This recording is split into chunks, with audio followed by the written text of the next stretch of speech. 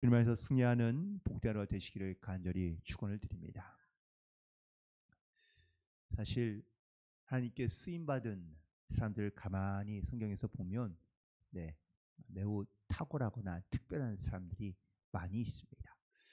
뭐 모세나 아니면 여호수아나 그리고 다윗과 솔로몬, 엘리야, 엘리사 등 이 하나님께서 택하시고 부르신 사람들을 통하여 하나님께서는 당신의 뜻을 이루기도 하시고 또한 특별한 역사들을 많이 일으키신 것을 볼 수 있는데, 그런데 예수님께서 부르신 제자들뿐만 아니라 또 예수님을 따랐던 수많은 사람들은 대부분 이렇게 뭐 특별하고 탁월한 사람들이 아니라 사실은 세상 가운데 보면 매우 열악하거나 부족한 사람들이 많습니다. 그 중에는 뭐 이렇게 여인들도 있고요. 그리고 뭐 세리도 있고 혹은 또 병든 사람들도 많이 있었습니다. 물론 병 고침을 받고 새롭게 된, 그래서 변화된 삶을 살아가는 사람들도 있었지만 아무튼 예수님의 주변에는 그렇게 탁월한 사람들은 흔치 않았던 것을 보게 됩니다.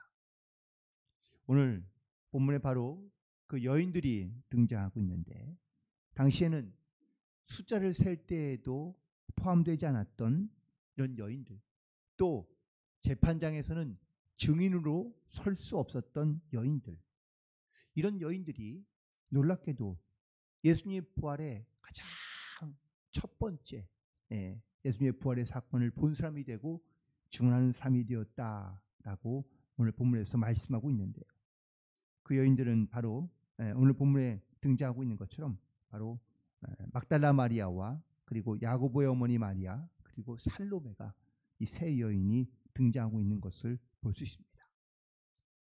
예수님의 사역 가운데 혹은 또 삶 가운데 여인들이 등장하고 있는 경우들이 많이 있고 고침받은 여인들이 많이 있는데, 아마 베드로의 장모인 여인, 이름은 드러나지 않지만 피몬 베드로의 장모가 병을 고침받고 열병에서 고침받고 그 다음부터 바로 예수님을 돕고 또한 예수님의 사역을 함께했던 그런 사건이 있고요, 여인이 있고요. 또 12해를 혈루증으로 앓던 여인이 예수님으로부터 치유받고, 그리고 또한 이 여인도 주님과 함께했던 것을 보게 됩니다. 귀신 들린 딸을 둔 스로보니게 여인도 예수님께 나와서 자기 믿음을 칭찬받고 딸의 병도 고치게 됩니다. 우리가 알고 있는 막달라 마리아도 7 귀신 들린 여인이었는데 바로 예수님께 치유받고 그리고 예수님을 도왔던 사람들이고요. 이 야고보의 어머니는 바로 제자인 요한과 야고보의 어머니로 예수님의 사역을 돕기도 했으며, 또한 예수님 앞에 나와서 자기의 아들들을 예수님의 나라에서 쓰임받게 해달라고 부탁하기도 합니다. 또한 마가복음에는 300데나리온이 넘는 값비싼 향유를 부은 이름이 기록되지 않은 무명의 여인도 있습니다. 이처럼 예수님과 관련된 많은 여인들이 성경에 등장하는데, 이 마지막 예수님의 십자가의 그 죽으심의 사건 가운데 그리고 그 현장, 그리고 예수님의 부활의 현장에 공통되게 있었던 세 여인은 바로 오늘 본문에 등장하고 있는 여인들입니다. 이 여인들은 15장 40절부터 그 이후에 있는 말씀을 보면 40절에 보면 멀리서 바라보는 여인이, 예수님의 십자가의 사건을 바라보는 여인이 있었는데 그 현장에 있었던 여인들이라고 성경에서는 기록하고 있습니다. 예수님의 부활 때에 아무도 그 십자가의 현장에 없었지만 이 여인들이 그 현장 가운데서 예수님을 보고 있으며 또한 그 자리에 함께하고 있었다는 사실입니다. 심지어 그들은 47절에 있는 15장 마가복음 15장 47절에 있는 말씀에 보면 바로 예수를 둔 무덤가까지 따라가서 그 무덤에서 그걸 보고 다시 돌아오게 됩니다. 그들이 이 무덤가를 찾아가고 또한 무덤가를 확인했던 이유는 과연 뭘까요? 다시 오기 위해서입니다. 그렇다면 왜 이 여인들은 예수님께 무덤가에 다시 찾아갔을까요? 오늘 본문 1절에 있는 말씀에 그 이유와 목적이 등장하는데 1절의 후반절에 보면 예수께 바르기 위하여 향품을 사두었다고 말하고 있습니다. 향품은 왜 사두었을까요? 예수께 바르기 위해 이 향품을 사두었다고 말하고 있는데 향품을 사둔 이유가 있습니다. 안식일 전날 바로 예수님께서 십자가에서 금요일에 못 박혀 예수님께서 십자가에 달려 죽으십니다. 그런데 안식일이 바로 금요일 해질 저녁부터 다음날 해 지기 전까지가 바로 안식일이기 때문에 이 안식일날은 아무것도 할 수 없습니다. 예수님께서 9시에 운명하셨다고 기록하고 있습니다. 이 오후 3시거든요. 그럼 저녁 6시 해 지기 전에 바로 이 모든 일처리를 해야 되는데 예수님께서 십자가에 달려 죽고 난 다음에 예수님의 시체에 향품을 바를 시간이 사실 부족했다라는 것이죠. 물론 요한복음에 보면 19장에 보면 니고데모가 이 침량과 몰약을 가져와서 그래서 예수님께 발랐다고 기록되어져 있긴 합니다. 하지만 다른 복음서에는 전혀 기록되어 있지 않고 언급되어 있지 않기 때문인 것이죠. 특별히 유대인의 장례 풍습을 보면 남자와 여자가 하는 일이 구분되어 있었다고 그럽니다. 남자들은 주로 시체를 메고 그리고 또한 시신을 무덤까지 가져가서 무덤에 묻어놓으면 갖다 놓으면 그때 이제 여인들이 그 상여를 따라가면서 곡을 하고 그리고 또 노래를 부릅니다. 그리고 이 무덤가에 이제 드디어 다다르면 그때에 이 여인들이 그 시신에게 향유를 바르기 시작합니다. 또한 유대인의 풍습 가운데 남자들이 이 시체를 만지지 않으려 했던 이유 중 하나는 죽은 시체를 만지는 것도 부정한 것 중에 하나라고 생각했기 때문입니다.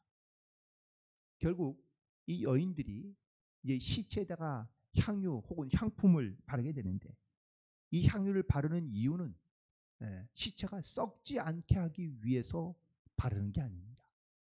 우리가 몰약 이런 것들을 시체의 부패를 막기 위한 것이라고 생각을 하는데 시체의 부패도 물론 조금 덜 할 수 있긴 하지만 가장 중요한 이유는 냄새가 나지 않게 하기 위하여 이 향품을 바르는 겁니다. 결국 그래서 이 모든 그런 시대적이며 어떤 전통적인 모든 상황을 돌이켜봤을 때 시간적으로도 이 아디마데 사람 요셉과 그리고 니고데모 또한 그와 함께했던 사람들은 예수님의 시신을 이 아리마다 요셉 사람의 무덤가에 옮겨 놓았고 또한 예수님에게 향품을 바르려 했지만 안식일이 곧 닥쳐오기에 아마 예수님의 몸에 향품을 바를 수 없었고 그래서 이 여인들이 다시 돌아갔다가 예수님의 무덤의 자리를 돌아보고 그리고 기억해 두고 그 무덤의 자리에 다시 찾아가고 있다. 예수님께 향품을 바르기 위하여 나아가고 있다는 것을 오늘 말씀에서 언급하고 있는 것을 볼 수 있습니다. 드디어 이 여인들이 예수님의 안식일이 지나고 난 첫날 가장 일찍이 해 돋을 때에 예수님의 무덤가에 찾아가고 있는 것을 보게 됩니다. 그런데 여인들이 이렇게 행동했던 이유는 과연 무엇일까? 그건 바로 예수님에 대한 사랑으로 가득했다라고 말할 수 있습니다. 물론 이 안에는 예수님과 어떤 특별한 친인척의 관계라든지 아니면 예수님과 무슨 특별한 관계를 가졌던 여인들은 인지는 잘 알 수 없습니다. 하지만 예수님에게서 은혜를 입고 또한 예수님을 정말 진심으로 사랑했던 그 마음, 뜨거운 마음이 있었기 때문에 예수님이 가는 곳마다 예수님의 사역을 돕고, 또한 심지어 예수님이 십자가에 죽으실 때 그 십자가의 자리에도 그들은 함께했고, 심지어 예수님이 죽음은 무덤 가운데 이 무덤가를 찾아왔던 이 여인들이 바로 예수님을 얼마나 사랑하는 마음을 가지고 사랑했는지를 우리가 충분히 짐작할 수 있습니다.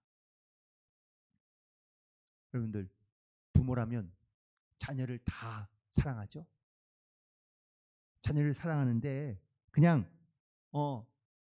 자녀를 강하게 키워야지 그러면서 여러분들 자녀를 그냥 상 바깥에 마음대로 방목하는 부모도 물론 있을 수 있겠지만, 아니요, 그것도 다 사랑하는 마음을 가지고 있기 때문에 자녀를 위해서는 무엇이든지 할 수 있는 겁니다. 아무리 바빠도 힘들어도 혹은 또 심지어는 아파도 자녀가 해야 될 일이라면, 또한 자녀에게 필요한 것이라면 부모는 그 자녀와 함께하는 것을 보게 됩니다. 이유는요, 사랑하기 때문입니다. 몸이 너무 피곤하고 무겁고 어려워도 내가 어느 푹 빠져있는 정말로 좋아하는 어떤 드라마가 있으면 그 드라마는 꼭 보더라고요. 왜요? 재밌으니까, 좋아하니까. 그래서 그 드라마를 보게 되는 겁니다. 이 여인들도 예수님을 이렇게 사람들이, 심지어 제자들도 두려워서 가지 못했던 그 십자가의 죽음의 자리와 무덤가까지 따라갔던 이유는 바로 예수님을 정말로 사랑했기 때문이라고 말할 수 있습니다. 여러분, 예수님을 사랑하십니까? 우리는 정말 예수님을 사랑하는 마음을 가지고 오늘도 우리가 이 새벽에도 우리가 이 자리에 나와 말씀을 듣기도 하며 기도하고 나아가는 줄로 믿습니다. 물론 가끔은 정말 힘들어서 그래, 오늘 좀 나가기 싫다, 날씨가 좀 굳어가지고 정말 가기 싫다 라고 생각할 때가 있죠. 한두 번 빠질 수도 있습니다. 그런데 내가 한두 번 예배를 빠지거나 아니면 나가지 않았다고 사실 예수님에 대한 사랑이, 그런 마음의 중심이 우리 가운데서 떠나거나 약해지는 것이 아니라 항상 그 주님을 사랑하는 마음을 가지고 우리가 주님 앞에 나올 수 있어야 될 줄로 믿습니다. 하지만 사랑하지 않으면 절대 움직이지 않습니다. 여러분들, 사랑하지 않는데 여러분들 쫓아다니거나 따라다니거나 힘써서 그 사람을 관심을 가지고 바라보게 될까요? 그렇지 않습니다. 그래서 사랑은 사람을 움직이게 만든다라는 사실입니다.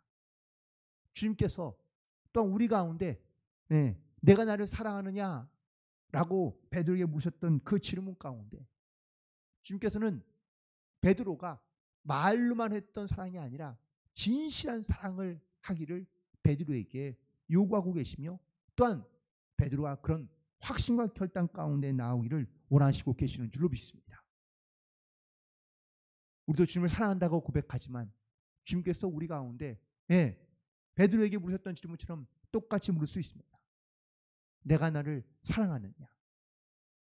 사랑한다면 그러면 바로 내 마음을 움직여, 내 삶을 움직이고 또한 내 몸을 움직여 하나님의 사랑하신다는, 내가 하나님의 사랑한다는 그 증거들을 아에게 나타냈고 또한 보여줘야 한다고 우리 가운데 또한 말씀하고 계시는 줄로 믿습니다.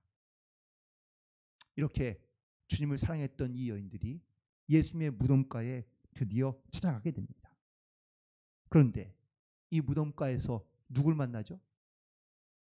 자기들이 바라고 원하던 예수님을 만난 게 아니라 빈 무덤을 보게 됩니다. 아니, 정확하게 말하면 빈 무덤이 아니라 5절에 있는 말씀에 보니까 흰 옷을 입은 한 청년을 만나게 됩니다. 다른 곳에서는 이 흰 옷을 입은 한 청년을 천사라고 이야기합니다. 그런데 마가복음에서는 천사라고 표현하지 아니하고 흰 옷을 입은 한 청년으로 말하고 있습니다. 그런데 중요한 것은 누굴 만나느냐라는 것이 중요한 것이 아니라 이 청년에게 들은 이야기를 바로 가장 중요한 소식인데, 첫 번째 소식은 예수님께서 살아나셨다, 부활하셨다라는 이 첫 소식을 듣게 된다라는 사실입니다. 7절에 있는 말씀이죠. 그리고 예수님께서 또한 너희보다 먼저 갈릴리로 가신다고 말씀하고 있습니다. 오늘 이 말씀 속에서 예수님이 그렇다면 왜 갈릴리로 가셨을까라는 것이 우리에게는 또 다른 질문, 또한 우리가 반드시 또한 깨달아야 될 말씀인데, 갈릴리는 어떤 곳이죠? 예수님이 처음으로 사역했던 장소입니다. 제자들을 만나고 거기에서 많은 병자들을 고치고 복음을 선포하며 하나님의 뜻을 가르쳤던 그 사역의 첫 장소가 바로 갈릴리 지역이기 때문입니다. 예수님께서 이 갈릴리로 가신 이유는 뭘까요? 제자들이 바로 예수님과 함께했던 그런 모든 사역들을 다 이제는 내려놓고 대부분 다 자기들의 원래의 첫 고향, 정말 자기의 어떤 이러한 그런 곳으로, 사역했던 곳으로 다 되돌아갔기 때문이라고 말할 수 있습니다. 오늘 주님께서 이렇게 내가 갈릴리에 가서 제자들을 만나겠다고 말씀해 주시는데, 그렇다면 우리에게 갈릴리는 과연 어느 곳일까요? 하나님께서 우리 가운데도 다시 부활하신 그 주님을 만날 수 있는, 먼저 가서 우리를 기다리고 계시는 그 갈릴리는 과연 우리 가운데 어떤 곳일까? 그것은 바로 내 삶의 자리, 내 삶의 현장이 바로 우리에게 주시는 갈릴리인 줄로 믿습니다. 이 갈릴리에서 이미 벌써 예수님께서 미리 가서 거기에서 우리를 위해 기다리고 계신다고 말씀하고 있는 겁니다. 우리는 물론 주님 전에와 이렇게 예배도 하고 기도하며 말씀도 듣지만, 우리는 다시 내 삶의 현장의 자리로 바깥으로 나아가야 됩니다. 세상 가운데 나아가야 됩니다. 교회 안에서 우리가 예수님을 만나고 또한 예수의 말씀도 듣기도 하지만, 여기서만 우리가 예수님의 말씀을 듣고 주님을 보는 것이 아니라, 우리는 세상에 나가서도 우리는 나를 기다리시며 먼저 가서 역사하시는, 기다리시는 그러한 예수님을 우리가 반드시 우리는 만나고, 또한 그 주님의 부활의 복음의 능력을 가지고 우리는 주님 앞에 또한 세상 가운데 나아가야 될 줄로 믿습니다. 한 생명, 한 영혼을 구원하기 위하여 하나님이 예수님이 기다리고 계신 곳, 내가 끊임없이 기도하며 그 기도의 자리에 있어야 될 곳, 이것이 바로 우리에게 영적인 갈릴리다라는 사실입니다. 그냥 우리 육신의 어떤 내 고향이나 아니면 내가 처음 있던 주님을 만났던 장소가 갈릴리가 될 수도 있긴 하겠지만, 지금 내가 앞으로 살아가야 될 삶의 현장이 바로 우리에게 영적인 갈릴리인 줄로 믿습니다. 예수님은 이곳에서 제자들을 기다리고 계십니다. 왜 기다리고 계실까요? 그건 바로 새롭게 변화된 부활의 증인으로 살게 하기 위하여 그 영적인 갈릴리에서 예수님께서 우리를 기다리고 있다라는 사실입니다. 예수님을 빈 무덤을 만나고 흰옷을 입을 청년을 통하여 바로 너희는 가서 이렇게 전하라라고 말했지만, 8절에 있는 말씀 가운데 보니까 여인들은 이 일로 너무 두렵고 떨어서, 그래서 무서워 도망하고 아무에게도 말하지 못하였다고 기록되어져 있습니다. 하지만 결국엔 이 여인들이 다시 예수님을 만나고, 그리고 이 부활하신 그 주님에 대하여 증거하며 또 이 부활의 증인의 삶을 살아가게 된 줄로 믿습니다.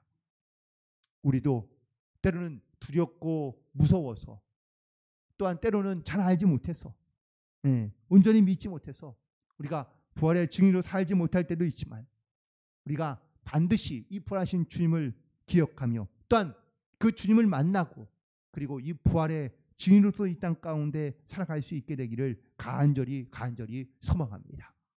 탁월하고 특별한 사람들만 주님께서 택하여 쓰시는 것이 아니라, 하나님께서 바로 이 부활의 증인으로 이 땅 가운데 살기를 원하는 이런 세상 가운데 어쩌면 가장 약한 존재였던 여인들을 주님께서 만나주시고, 또한 정말 주님을 사랑하는 이 여인들을 주님께서 먼저 만나 주셔서 그들 가운데 하나님 예수님께서 갈릴리로 가서 제자들을 위하여 기다리시며 우리를 기다리신다는 이 말씀과 그리고 부활의 증인으로 살아갈 것을 우리 가운데 명하시고 말씀하신 이 말씀 속에 우리도 영적인 결단을 하고 그리고 영적인 갈릴리로 나아가 이 복음의 증인으로 살아갈 수 있는 저와 여러분 되기를 간절히 소망하며 오늘도 우리가 주신 하나님의 그 은혜 또한 그 사랑을 항상 기억하고 감사할 뿐만 아니라 우리도 주님을 사랑하는 뜨거운 마음을 가지고 이 복음의 증인으로 살아갈 수 있는 모든 성도들이 되시기를 주님의 이름으로